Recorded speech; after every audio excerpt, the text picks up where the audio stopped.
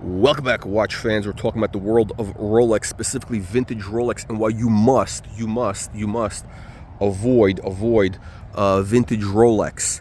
You must avoid vintage Rolex. I'm talking about those 60s, 50s, 60s, early 70s watches, the tomato can watches, because it's a scam, okay? I'm going to explain to you why you must avoid them, why it's a big scam, why they're actually dangerous for your financial health, for your prosperity, for your mental health. Yes, I'm not exaggerating, by the way. That's, sometimes I exaggerate in this channel, but these things are not exaggeration. So this is a very important video, so please pay very close attention for the deep, profound spiritual messages, okay?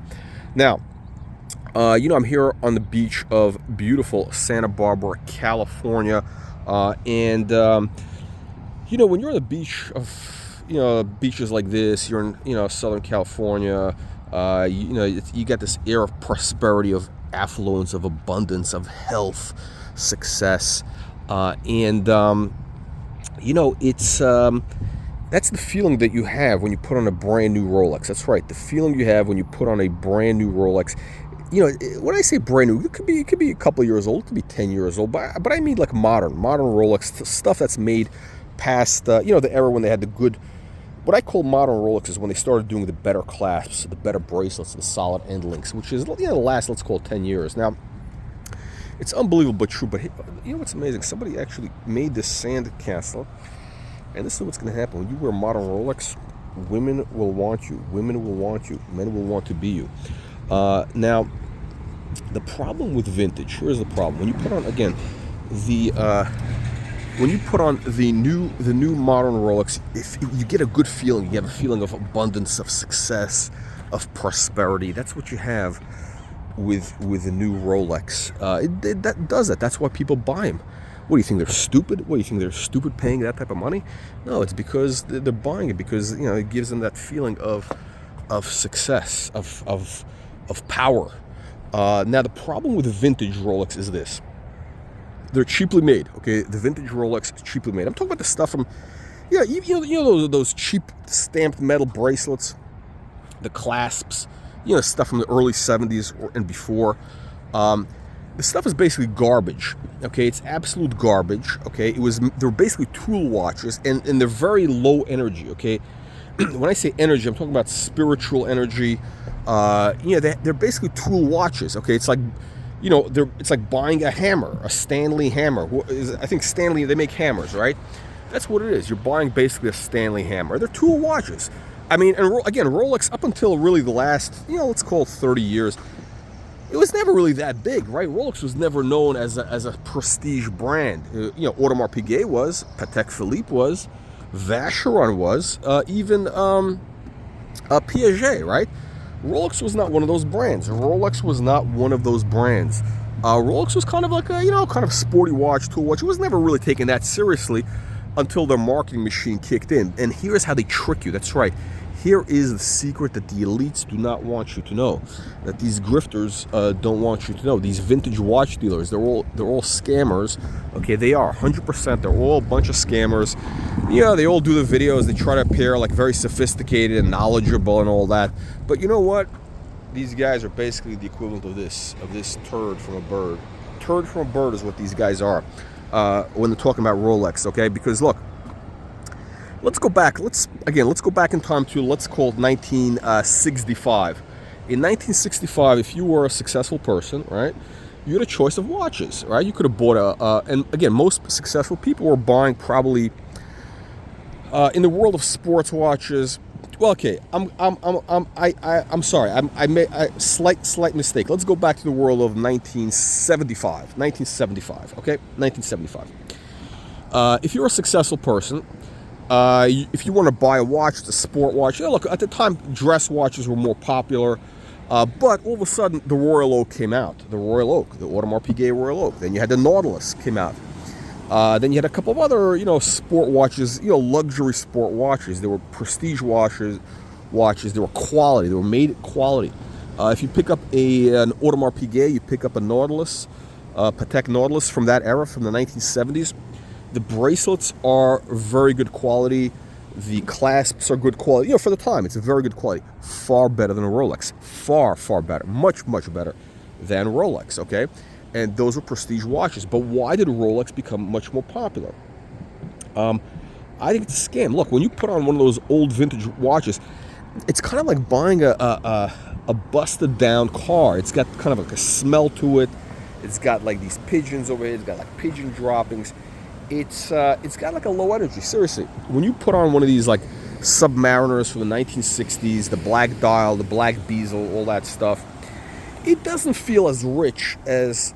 I mean, again, answer yourself honestly. Okay, here is the answer. Here is the answer. Just I rest my case right here. Answer this question honestly. If you put on a watch like this, and by the way, this is not an expensive watch really. This is just, you know, the two-tone Yachtmaster, but it's got the gold. It does have the gold. You know, it's got that new heft to it. It's got that quality. Compare this. Put this on your wrist. Put this on your wrist, and the feeling that you get from this watch versus the feeling that you get from a you know, like a 1970s or 60s Submariner.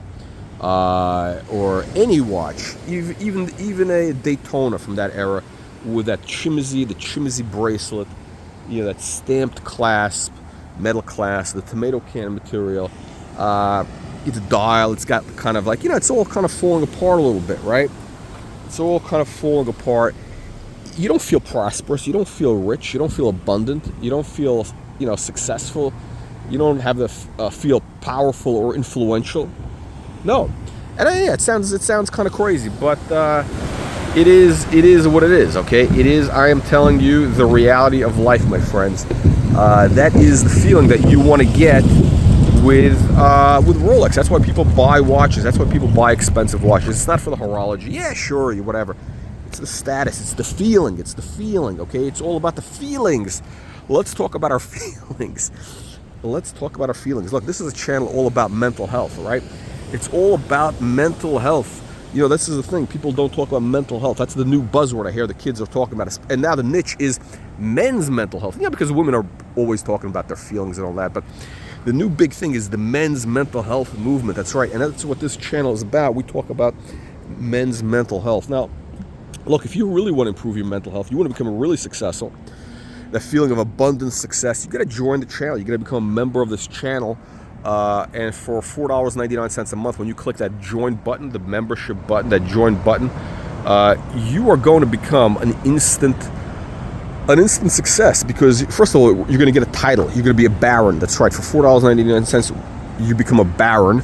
You become an aristocrat on the channel.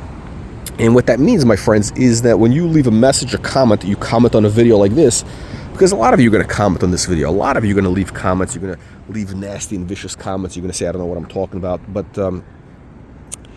you know what they say on Wall Street? Opinions are like assholes. Everybody's got one, right? Everybody's got an asshole. But not everybody's a baron. And when you leave a comment and it says baron, you got the little baron thing next to your name, people are going to say, wow, I need to take this seriously. This man is an aristocrat. I must listen to what he says. That is how humans are programmed to think. I'm just telling you the reality of life, my friends. The deep reality of life. I'm telling you the truth, the secrets that they do not want you to. I'm revealing the secrets of the universe that the elites, that the Trilateral Commission, the World Economic Forum, Davos, Dave Ramsey. This is what they don't want you to know. The stuff that I am revealing to you. The Vatican does not want you to know the secrets of spirituality, deep spirituality that you're going to get when you become a member of this channel. And by the way, you're going to have access to member-only videos, all sorts of special stuff that is reserved only for the aristocrats. The aristocrats. That's right. Just like that movie, the famous movie, The Aristocrats. Now, back to the story of vintage Rolex and why it is a grift. It's a scam. Because look, when those watches came out, they were not prestige watches. That's right, the Daytona, the Paul Newman. He bought that Daytona. Look, it was just a watch for, cab drivers, guys driving cars. They needed to know whatever time, how much gas was in the tank, or how long they've been driving. That type of thing. That's what it was for. It was for cabbies. It's a cabbie watch. It's not for aristocrats. The aristocrats were wearing Audemars Piguet. They were wearing Patek Philippe. They were wearing Vacheron. That's what they were wearing. The Rolex is they're basically beater watches. Now, how did this hype happen? How did this hype happen? It happened, this is an illusion. The illusion became kind of a reality, and it's not going to last. I think it's a big bubble, which when people realize the emperor has no clothes, it's going to burst, and these things are going to become basically worthless. That's right, I'm saying this $17 million Paul Newman is going to become worthless. It's a piece of trash, basically. Okay, it's an old, busted down watch. The only reason people are paying this type of money for these watches, okay, is this. It is not about aesthetic beauty, okay? Look, people pay big money for, let's call it collectibles. Or let's use art as an example, okay? Somebody's buying an expensive painting. You're buying Picasso, okay? You're buying a Picasso, 1930s Picasso, not 20s, prime era Picasso. You're buying one of those. So there's two things you're buying. Obviously, you're buying the aesthetic beauty. The first thing people want is the aesthetic beauty. What does it look like? Does it give them an emotion, okay? If it's got colors like red, people love paintings which have a little red in them. They're worth a lot more.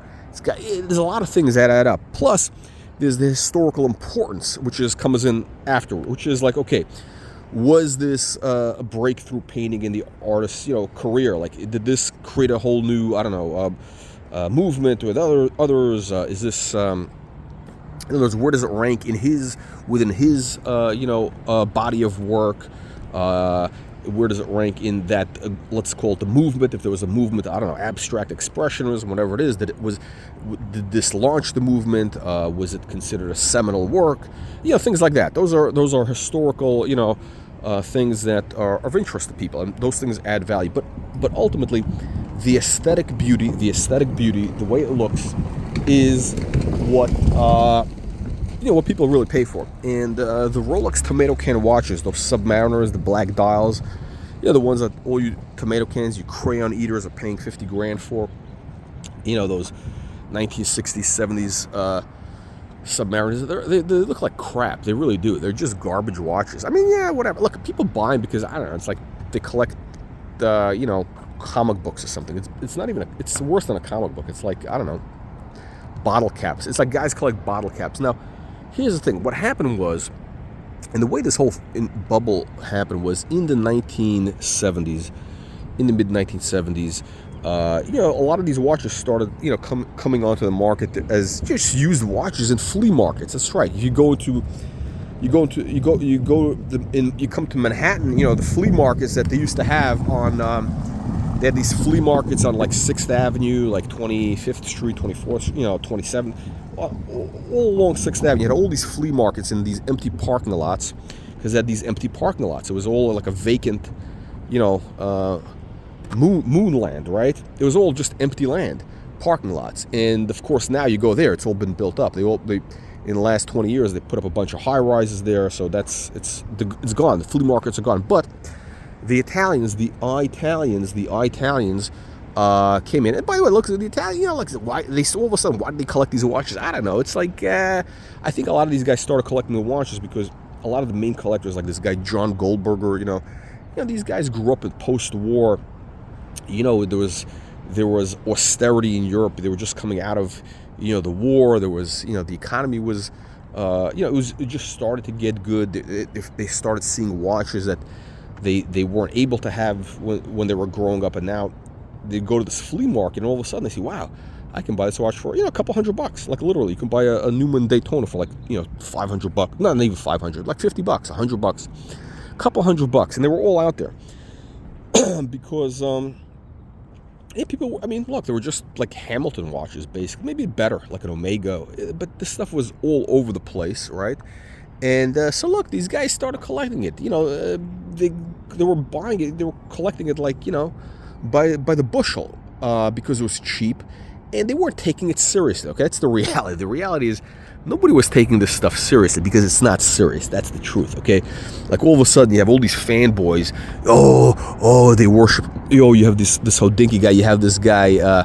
What's the Menta guy? You have that. The guy the Dutch guy who looks like Van Gogh.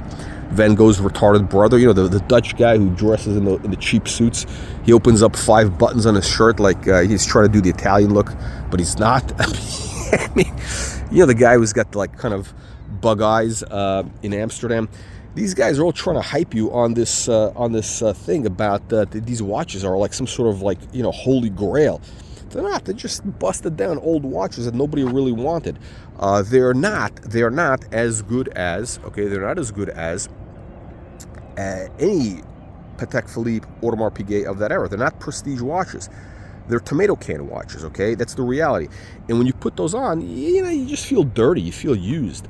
You know, there's a reason why the Orientals, they don't like to buy used stuff. It's like a taboo, okay? The Japanese don't even like to buy you know, homes that people lived in previously. So, and not just Japanese, a lot of the Asians, right? They like to buy. They like to buy new.